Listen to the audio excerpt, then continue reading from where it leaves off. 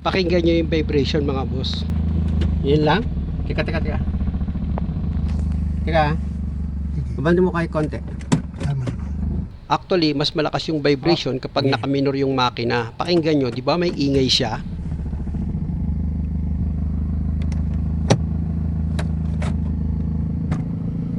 Labas nga muna ako dito sa sasakyan. Diyan muna ako makikinig.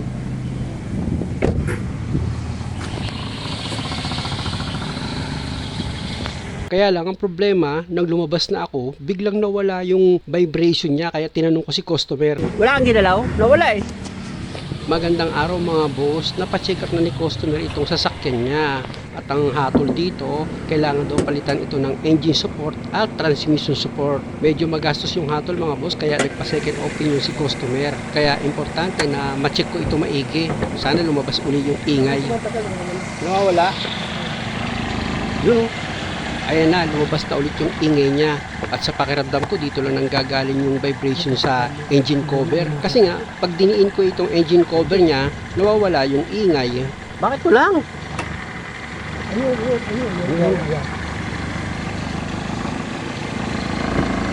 Teka. Narinig yung mga bossing, ano? Ang lakas ng vibration niya. Kaya kinapa ko yung ilalim nitong engine support kung meron pa siyang langis. Minsan kasi nabubutas yung rubber niyan at lumalabas yung langis. Pero ito, okay naman siya. Kaya iwanan ko muna itong engine support. Tuloy uli ako sa pag-check up. Pero ang suspect ko talaga dito, itong engine cover. Ayan o. Pwede kasi yung clip nitong engine cover lumuwag na. Kaya humahampas siya dito sa valve cover. Ayan o. Kung hindi ko masyadong didiinan itong engine cover niya, malakas yung ingay na lumalabas.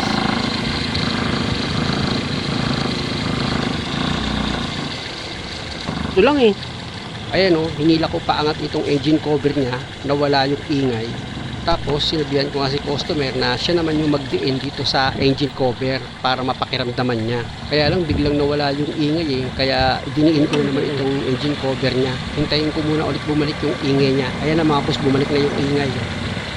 Ito lang eh. Oo. Bira naman to. Wala na. Ayan mga boss, kung makikita nyo, si customer naman yung nakiramdam. Gagasos ka pa eh.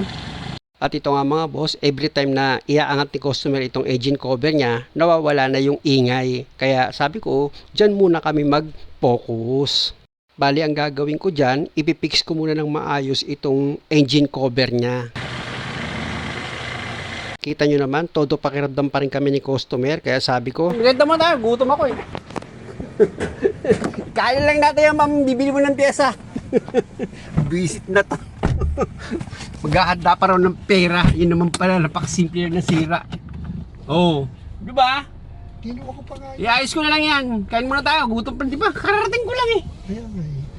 Ako nga rin, hindi pa kumakain. Sabi nga O, kahit tayo sa nagkakain dyan. Dito, kaya ano. Arinderya, gusto mo? Oo, mas gusto ko yun. pero hindi alam ni customer na sinadya ko talagang patakbuhin naman itong sasakyan niya. Gusto ko rin kasing malaman kung meron akong maririnig na ingay dito sa pangilalim niya na pwedeng panggalingan ngayon ng vibration. Kaya lang sa pag-road test na ginawa namin, negative. Kaya dito muna ako magpo-focus sa engine cover niya. Tatanggalin ko itong engine cover para maipix ko yan ng maayos. Sa pagtanggal naman itong engine cover mga boss, gagamit lang kayo dyan ng socket wrench sa number 10 para luwagan nyo at matanggal nyo na nga itong nut dito sa ibabaw ng engine cover. Tapos dito naman sa bandang taas, meron siyang plastic screw, kaya lang pudpud na yung dulo nun. Kaya nga kung makikita nyo, gumamit na lang ako ng flat screw. Sinisikwat ko na lang yan paangat. At dito sa pangalawang screw niya, ganun din, sinikpat ko na rin siya paangat. Kaya lang mga boss, naputol, kaya pwede ko na ngayon tanggalin itong engine cover niya. At ito nga yung naputol na plastic screw, mamaya ko na tanggalin yan. Sige, start mo na ngayon. Ayan mga boss, wala na yung engine cover niya, kaya ipa-start ko na yan. Yan, tanggal na yung engine cover. Tingnan nga natin kung may iingay pa. O sige, testing mo ngayon. Dito sa ginagawa ko mga boss, naninigurado lang ako para hindi ako magkamali. Wala. Tapos hinayaan naman ni customer na nakabinro lang itong makina. At ako naman, syempre, nag-aabang akong may lumabas na ingay dito sa makina niya. Pero priority pa rin siyempre si customer. siya yung magdi-decide kung nawala nga yung ingay or hindi. Kaya lang mga boss, wala pang lumalabas na ingay, kaya sabi ko kay customer, iatas abante niya itong sasakyan. O ano? Subukan mo ano, iatas abante. Abante mo konti. Kasi nga, nabanggit din sa akin ni customer na kapag aabante siya ng dahan-dahan, meron din daw naririnig siyang ingay or vibration. Ha? Pero sabi niya ngayon, mas lumalabas daw yung vibration kapag nakamirror lang itong makina. Basta nakagasolina lang siya. O sige, kanina, doon tayo. Tatas mo, sige, tatas mo. Kaya ko lang. Dati meron siya ng presyo.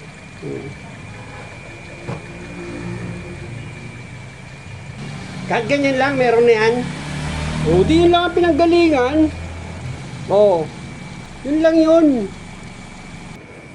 Ito na mga boss, pinaswitch off ko na itong makina tapos tanggalin ko na itong naputol na plastic screw. Tapos gagamit ako dyan ng manipis na Philip screw. Lilinisan ko itong loob niya para pag naglagay ako ng bagong plastic screw, mahigpitan ko siya ng maayos nang sa ganun maganda yung pagkakaipit niya dito sa engine cover. Ayan mga boss, okay na. Wala na siyang bara. Kaya pwede ko na ngayon ilagay itong engine cover. Sa paglagay naman itong engine cover, mga boss, nakita nyo naman, di ba? Meron naman siyang guide, hindi naman kayo maliligaw. Lalabas naman dyan yung stud bolt niya, tapos ilagay nyo na ngayon itong dalawang nut na number 10. Tsaka nyo ngayon siya higpitan. Ano ba lang sa gasolina ko eh. Bakit? Eh, pahilili ko pa siya ng 10 minutes bago ko ilabas. Parang wala lang yung ingay. Para walang ingay. Tapos pag nilabas ko na, wala nang ingay. Ibig mo sabihin, maghihintay ka pa ng 10 minutes? Oo. Pero ngayon, 10 minutes na, nung biniyahe ko, may ingay na.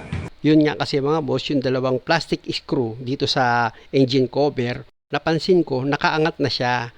Kaya pag in-start ni customer yung makina, ayun na, nagkakaroon na siya ng vibration dahil nga dito sa engine cover.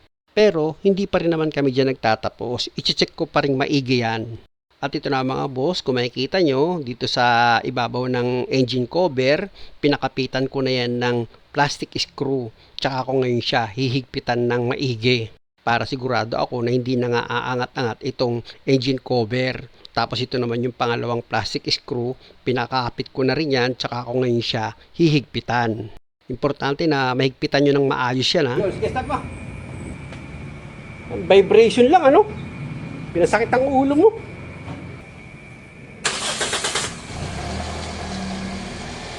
Wala na.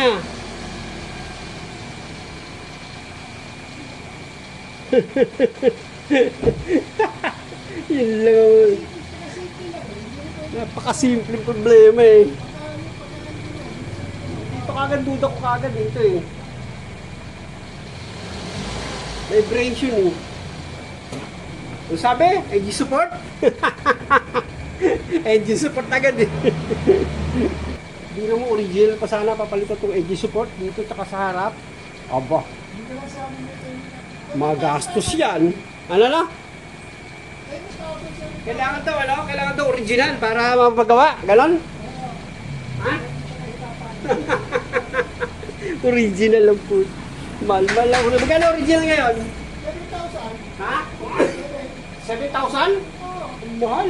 7,000 eh. Ito ko lang. Plastic clip lang. Oh. At para sigurado mga boss, sabi ko nga kay customer, mag-road test na lang muna kami. Idadaan namin ito sa mga humps para sigurado na lumabas yung ingay niya kung may sira ito sa pangilalim. Dito ko muna. Ha? Okay na. Ayun nga mga boss, narinig nyo, ayon kay customer, wala na daw yung ingay. Pero sabi ko, i-road test pa rin namin. Malaking bagay kasi yun para sigurado ako na wala na nga itong vibration. Kanina eh, no? Tigil mo nga rito. Dito ko na rin kanina eh. Wala na? Original na na? Engine support kailangan palitan. Tapos tatlo pa. Tatlo? Saan magkano yun? Kung nadisgrasya ka, 3 piraso. Oo, kasi 3. Isa sa gilid. Magkabilang gilid, di ba? Oo, sa sopat ka. Lahat na ng ano, lahat na ng support papalitan sa iyo. Oo nga. Kaya nga hindi ako na... Nainganyo. Masakit, original pa hinihingi sa yung palit eh, no? Pyesa. Siguro original pa hinihingi sa akin. Yung engine support na may langis, pwede original. Pero yung the rest, pwede naman replacement Japan na lang. Burams dyan eh. Kaya dito pinili, ito yung lugar ng mga hubs eh, oh. Oh. Ito nga mga boss, pag dumadaan kami sa mga humps, wala naman akong naririnig na ingay dito sa pangilalim Kanina, niya. kakakain lang tayo, di ba? Ano gusto mo, mahuli? Yun na. Kanina kasi mga boss, yung unang road test namin, talagang yung ingay hindi nawawala. Pero ngayon, okay na. Sabi ko nga kay customer, ganun pa man, obserbahan niya pa rin. Kasi ang vibration maraming pinanggagalingan eh. Kasi kung may sira naman ito sa engine support, yung aarangkada ka lang, iingay na yan. May ano pa naman, ano, may tao pa naman, hindi niya naiisip yung mahal na pyesa, no? Oo. Sa kanya, palit lang ng palit eh, no? Yun lang talaga yung nakakalungkot sa mga customer. Ang dami kong na-encounter niyan, dala-dala nila yung pyesa nilang pinagpalitan, tapos pag check up ko, hindi naman pala sira.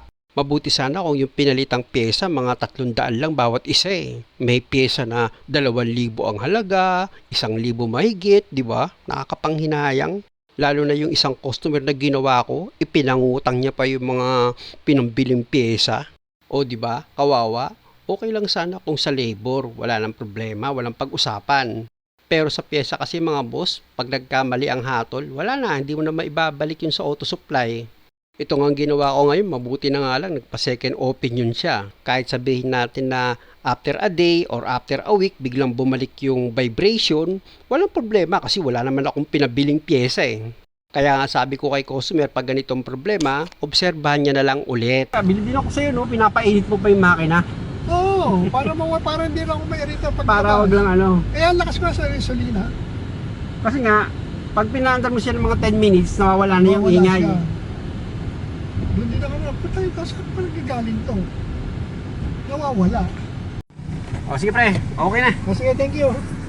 At dahil sa okay na ito, nakita nyo naman maraming test yung ginawa namin ni customer kung magkakaroon pa ba ito ng vibration dito sa makina. Kaya lang sa pag-route test na ginawa namin sa pinakalas, okay naman, wala kaming narinig na ingay. Kaya muli mga boss, maraming salamat sa panonood.